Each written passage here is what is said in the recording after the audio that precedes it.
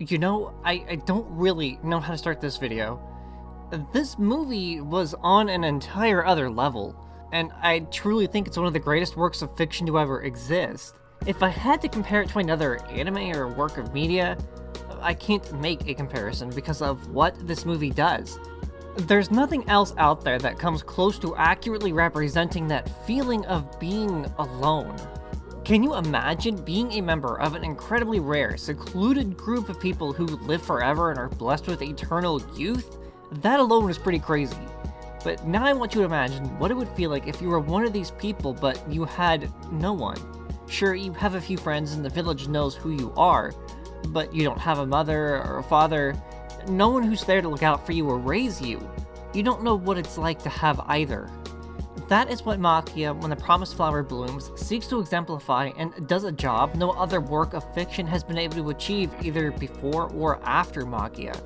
This, at the start of the movie, 15-year-old girl, Maquia, is swept off into the forest in the middle of nowhere after her village is attacked by the imperialist kingdom of Mazarte, and their greedy ambitions to find a cure for the Renato that continue to fall ill with a deadly disease dubbed Red Eye. The precipice of this anime looms super early as Maquia stands on the edge of a cliff. At this point, the only things running through her head are the slaughter of her village and her own sense of perpetual loneliness. Her thinking is that if she allows herself to fall, no one would miss her because there's no one left. That is, until she hears a baby's cry from somewhere off in the distance. And this is where the anime really begins to take shape in an emotionally gut-wrenching manner that cannot be overstated. This movie asks you one question. As Maquia peers over the only hours-old baby tightly held by his deceased mother, how does a girl who's never had a mother become a mother to someone else's child unrelated by blood? From there, the world expands and takes you on an emotional roller coaster that is unlike anything else. The general rule of thumb is that if it can make me cry, even just a few tears, it gets a 10 out of 10. Well, I sobbed, and I've never had such a strong emotional reaction to anything before. Not like this. Maquia, When the Promised Flower Blooms, takes you on a journey to discover what it is about not just Maquia, but yourself that identifies with Maquia's loneliness and her desire to raise a child. Is it simply because she is alone, or is the answer more complex? Well, the baby, whom she later names Ariel, is not of her own flesh and blood. He is still her child regardless. As she weaves her own life's hivial, an elegant cloth made by the Orf, the race of humans Maquia belongs to, I want you to think about how the hivial is meant to tell a life's story, how it weaves countless journeys and emotions into words and turns those experiences into a fine silken cloth.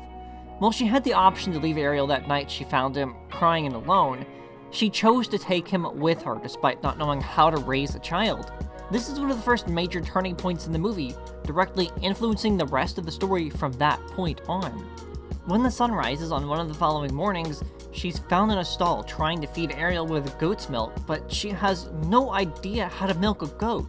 It's a tough scene to watch because she isn't but maybe a couple days removed from the slaughtering of her village and fellow Yorf. But it's just as hard to watch knowing that she was never taught how to do any of these things. Basic livestock handling, how to feed a child, etc. In a moment of understanding, she's taken in by a mother with 2 young boys and no husband to father them, explaining that he'd passed on some time ago. This is where she learns how to pick herself up and support both herself and Ariel. Fast forward 7 or so years now, and Ariel's about 7 years old, but Maquia physically hasn't aged. But this is a side to the movie that isn't as obvious, her maturity. At this point, she's approximately 22 since she was 15 at the start of the movie. She's learned how to help out around the house and farm, race Ariel through his early childhood years, and how to make a living selling the hibial she makes at a local shop. This is even where Ariel makes his first impression on a girl to whom he screams, "I hate you," at for taunting him with the other local children. It's her, Dita's reaction that also plants the seeds for later in the movie as Ariel grows up and learns from his mother, Maquia.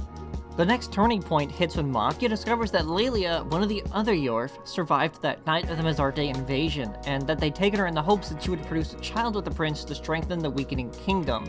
In what is probably a bit of a misunderstood analysis of Leilia's character, she is the embodiment of identity and of what parts of her life she chooses to use to forge a new identity in the wake of her abduction. The prince, who's only seen once at the very end of the movie, grows tired of her after their first child some years later.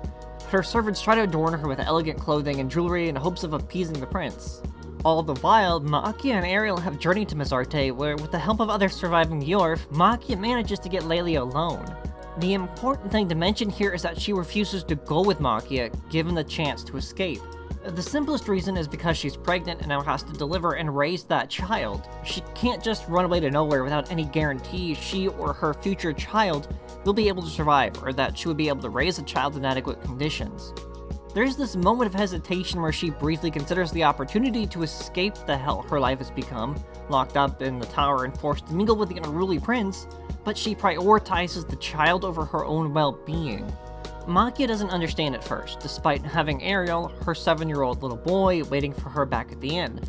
The disconnect between the two characters here showcases differing sets of ideals and ways of thinking. Maquia wants to return things to the way they were before Mazarte attacked the village, whereas Leilia, while unhappy with her new life, reluctantly forces herself to endure her continued misery and simulated identity. It isn't until much later on that she decides to cut what would become decades of torment from her own hibule. The whole ordeal, from the early planning stages to the end result, are mentally and emotionally taxing, and I think it's important to realize the toll this takes on Maquia. She comes home one evening to find Ariel in the middle of the floor trying to weave a second hibule from the one he'd woven earlier in the movie, and this is where Maquia lashes out, wondering why he has to be such a burden on her sometimes. It's important to understand that she's been working long nights so that she can support the two of them. To come home and trip over Ariel's mess of things in the floor was that final breaking point, but she had to break after Ariel runs off in order to understand what her son was trying to do. He's just a child, but weaving a second hibule was his way of saying, "I love you." When she catches him out in the rain, he says he has to protect her. This is where the movie makes its third turning point. Much of the middle part of the movie, still within the rising action, presents Maquia and Ariel as two very different personalities. Maquia is trying to do everything she can to protect herself and Ariel while staying under the radar of the kingdom itself, still trying to raise her son through his early teenage years. Ariel wants very little to do with her, seeing Maquia as more of a hindrance to his own personal goals than anything else. But you aren't told what those goals are. And it's not until they meet Lang, one of the boys from the farm, all grown up now, that Ariel begins to figure himself out. This is one of the most important parts of the movie because it showcases the reality of adolescent teenage boys and family dynamics. I'll be the first to say that this angst Ariel goes through when he tries to distance himself from Maquia is just a phase, and I love how the movie portrays this. He does everything he can to figure himself out, but this is why he distances himself from his mother. One night at the bar, the older boys around him coerce him into drinking for the first time, and this is when things really start moving. At first, he tries to decline the drink saying he's underage, but the social status that comes with taking your first hard drink and the peer pressure end up being too much. He returns home to Maquia later that night completely plastered. Drunkenly, he knocks the hibule he made for her to the floor and accidentally steps on it, opening this kind of simmering rift between the two. Ariel's advancement on her, however, should not be implied as anything more than drunk, subconscious thoughts. He's going through puberty, trying to figure himself out, and the other guys at the bar swooning over his mother makes him uncomfortable. So, why does the scene even happen? For starters, Ariel is unsure of himself and his role in the world. By now, he's figured out that he isn't related to Maquia by blood, which obviously puts an end to childish feelings of love for his mother. Now, he's working in the mines, trying to earn enough money to help support himself and Maquia alongside her own work times. We see this rift quickly flare up, indicated by the oil lamp fire, and then die down when he smothers the flames. Really, what Maquia should have done was let him sleep the alcohol off. But this scene was important because it was a direct lead up to her earlier reunion with Lang, where he gives her updates on life in the kingdom. This scene had to happen in order for Ariel to finally realize what he's always wanted to do but never had the power to do: protect his mother. We don't find this out until Lang grills him in the streets the following day and pulls him up by the collar for his words about his mother. And this is where Ariel expresses his subconscious desire to protect her, but it's more than that. He feels dissatisfied with himself because he knows he can't protect her yet. He's not strong enough, and if the kingdom came looking for her, he would be powerless to stop them. He's frustrated, hormonal, but most of all, he hates himself for not being enough. Time moves forward a little bit here as Maquia and Ariel go their separate ways here, but Ariel's willingness and kind attitude towards her is incredibly telling. He asks Lang to let him join the castle guard, to which he lets him. This is a pivotal moment for Ariel's character because he stands at the precipice of the rest of his life. Maquia's son has grown up. He's not a little boy anymore. He's made his decision, and from here on, he works to make sure he can protect his new home and his mother. Like Ariel, Maquia has also grown, but not in ways that are immediately obvious. Maturation-wise, she's slowed down a bit. That night when she came home to Ariel's mess, she trips over the hibule lever and falls at the door. She'd been raising a child for 7 years at that point. Another 7 years later, and she still loves him the same as she always has. But she wants to hold on to those pieces of the past when he said he still loved her, and didn't shy away from everything she's done to ensure he had a good life.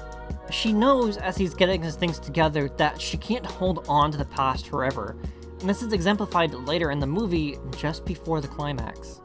Ariel has left home to start his own life now.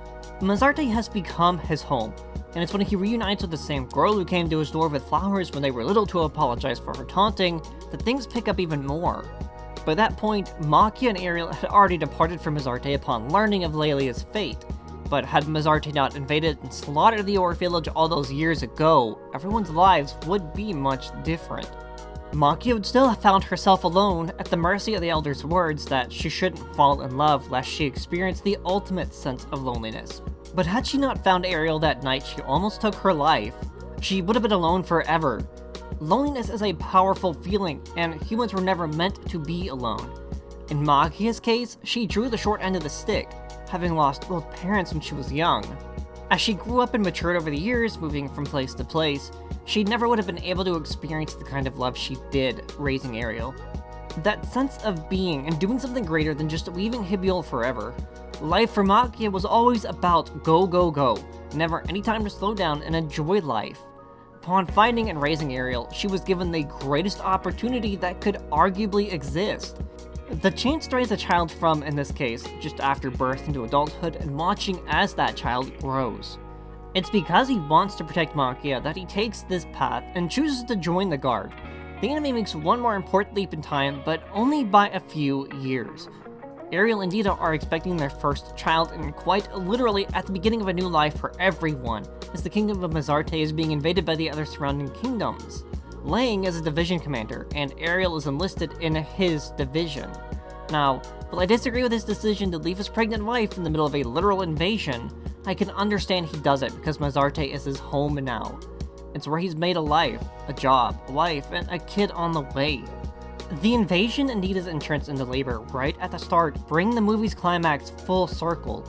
At this point, we've seen the death of an old life and birth of a new one, both metaphorically and literally.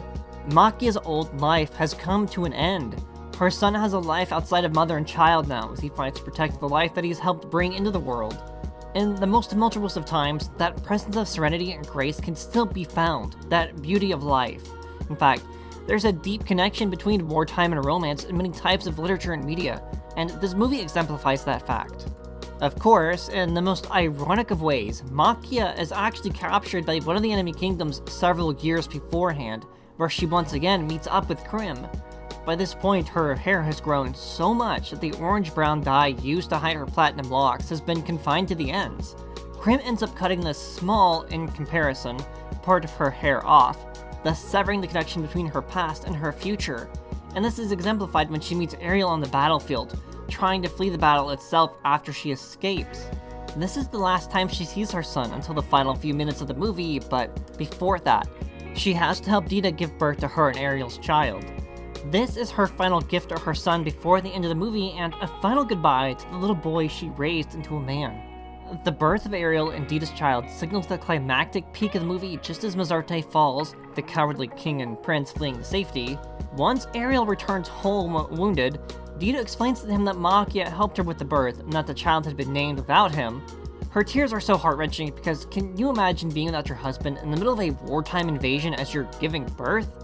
While Maquia was there to help, Dita hadn't seen her since Ariel was a literal child, but she still remembered her. It's such an excellent display of empowerment and perseverance in times of uncertainty and chaos, and I think that's part of why this movie is so powerful. You don't have to be pregnant in the middle of war to realize hardship in life, and that's especially true today where we're watching the world crumble before our eyes through just overall madness and chaos. This movie teaches you how to persevere in the toughest of times and how the most unlikely of connections can bring a newfound joy to your life. Ariel promised to protect Maquia, and when he couldn't, albeit unaware of her capture, he kept moving forward with his life, even though he knew from rumors that Niorf had been captured by one of the neighboring kingdoms. Even as Leilia confronts her new life at the foot of Krim's death in the castle, she must also face the new reality that, for the first time in decades, she no longer has any responsibilities. As she jumps from the castle in front of her daughter, she was ready to erase the years of hell that had defined more than double her life to that point. But when Maquia saves her, riding the final Renato, she accepts that her life must also go on. She vows never to write of her daughter in her Hibial because she is so traumatized by years of captivity and lack of social interaction that all she wants to do is just forget it all. However, it's worth mentioning how impressed her daughter is by her spirit and display of strength as Leilia rides off into the sky, inadvertently empowering her own daughter to hopefully right the wrongs of the now fallen kingdom. In a world full of spite and hatred, Maquia managed to inspire countless other people through her own hard work and perseverance, but she couldn't have done it without the strength that came from the remaining Eorf, and especially not without her son. Love is powerful and capable of indescribable feats, but it also makes us a little crazy sometimes too. As the movie reaches the denouement, or end of the narrative, we're given one last glimpse of Maquia, and surprisingly, she's come to visit her son, now an old man. To me, it looks like he's probably in the final moments of his life, but he still manages to eke out the words, "Welcome home," just like when he was a little boy. This scene broke me. It seems Dina has passed on as she's not around, and the little girl in the field outside the home isn't Ariel's child. She's too young, first and foremost. But this is such a sad moment because Maquia is watching as the fruits of her years of labor comes to a close, and I believe that the cloth that she leaves with Ariel is either the Hibial he wove as a child or the cloth they used to stamp out the fire the night of their argument when he came home drunk. Either way, these are both important parts of his childhood, just at different stages, and they mean the world to Maquia. There's something to always remember him by. As she hops into the cart to leave the farm and her son for the final time, the half-Eorf man she met the night she found Ariel and met again in the city tells her it's time to find the next person she'll have to leave, and with that, the movie reaches its conclusion as Maquia monologues, watching the fields roll from the back of the cart. In the movie's remaining minutes, we're treated to one of the most emotional ending songs of the last decade, Viador by Rionos. As if the anime didn't do a good enough job, the ending song tops it all off nicely, driving those final few minutes of tears that Maquia said she wouldn't cry but ultimately does as Ariel passes on. That is Maquia When the Promised Flower Blooms, an anime of indescribable emotion and incredible moving moments. Not just because of how it speaks to being alone, but in the ways it represents that anxiety of growing up and the frightening reality that you can't always keep your promises, even when that mother-son bond is stronger than anything else that could possibly stand in its way.